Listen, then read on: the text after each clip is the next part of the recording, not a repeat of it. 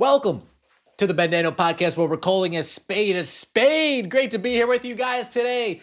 Nafisa Collier, Brianna Stewart, the Unrivaled logo, and then a Ringling Brothers Barnum and Bailey circus poster. Ben, what possibly do you have in store for us?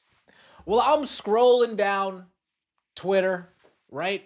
Perusing the internet, and I see a headline that stops me dead in my tracks. Stop. What's this?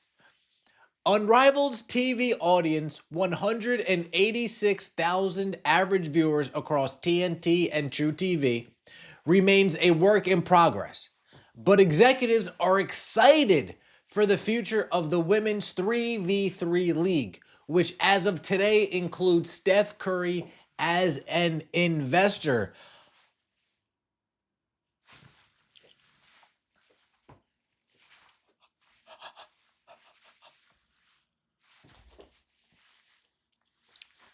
But executives are excited for the future of the women's 3v3 league. I had to click this. What are we excited about? What through Unrivaled season has given executives something to cheer about? Whether it's Unrivaled executives and TNT executives.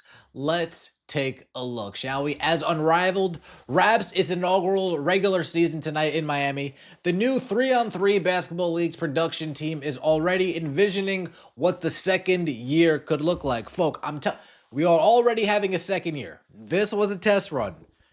No matter how bad these ratings were, because they were bad, I'm assuming unless they were like 15,000 people watching bad, they seem to be liking what they're seeing. We're already talking year two, going into the second year.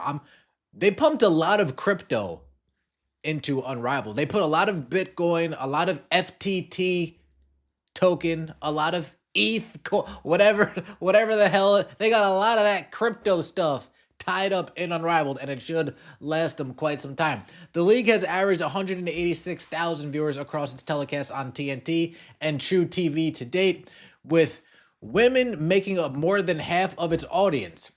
Warner Bros. Discovery has a 6-year deal with the league, including a 3rd-year look-in, and if the deal runs to its conclusion, it could be worth $110 million. Nice! We never really got numbers of what this deal was looking like. 6 years, up to $110 million. Quick stop. A majority of women watching Unrivaled is a stark contrast to the majority of men watching the WNBA. Keep that in mind. A majority of men now watch the WNBA, and a majority of women still tune into Unrivaled. You know what that means? Unrivaled, old guard, old fan base. Shout out to the 46,000. WNBA now, new fans, new eyeballs, men tuning in, the male audience tuning in. It's very telling. But how has Unrivaled stacked against other properties? It's finished higher than the NWSL regular season last year, with that league averaging 175,000 across ABC, CBS, ESPN, and ION. Unrivaled was also well above women's college hoops on Big Ten Network this season, or even the Caitlin Clark-fueled Big Ten numbers from last season.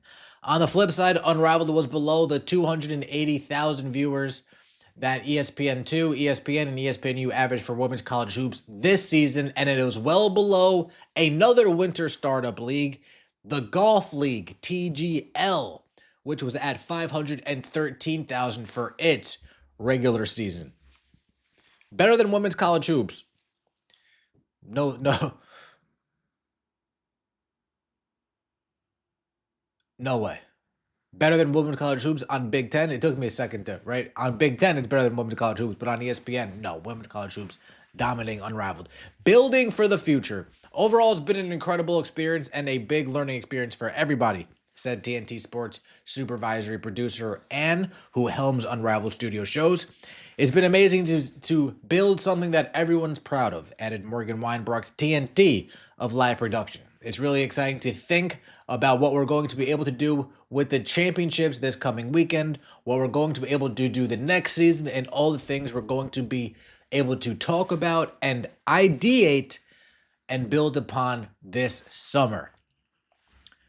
They're ready to get back in the lab and start cooking ideas going into next year. They're ready to go into the lab and say, okay, how can we get better? How can we improve the game? Hopefully games don't end on foul shots anymore. Hopefully referees don't call technical fouls because Dejanay Carrington said, are you serious? Hopefully we do something that locks these players into a pace of play that's more up and down, exciting to watch. There needs to be something, whether it's shot clock, lock these players into a certain play style. Fouls. They have way too many fouls. 3 fouls. That's it. Stop fouling so much. Play actual defense. There's a lot of ideas that Unrivaled needs to think about.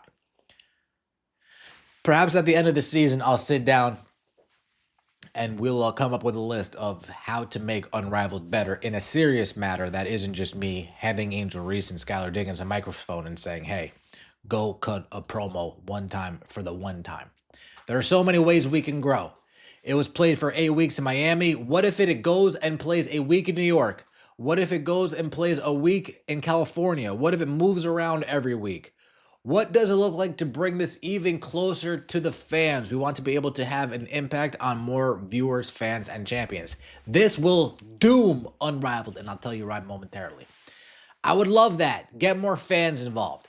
It is a very repetitive broadcast every week because it's in the same arena. So if it was up to me, I would say, let's go on the road all the time. It's exciting that people are even talking about that because it's showing that, hey, there's an appetite and there's a success story here. You can't go on the road. Listening to 100 people say, oh, this would be fun in New York, it will be disastrous. Saying that the broadcast is repetitive because it's in the same arena, nonsense. Example, NXT has been at the Performance Center for as long as I can remember.